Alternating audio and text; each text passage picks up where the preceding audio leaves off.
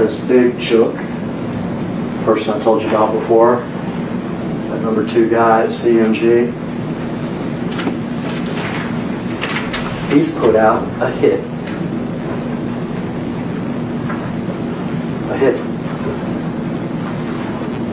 $100,000 to whoever kills Dolph.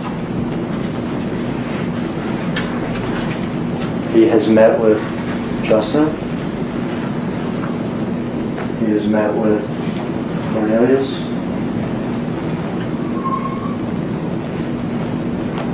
And they think they're ready to do it. They're definitely willing to do it.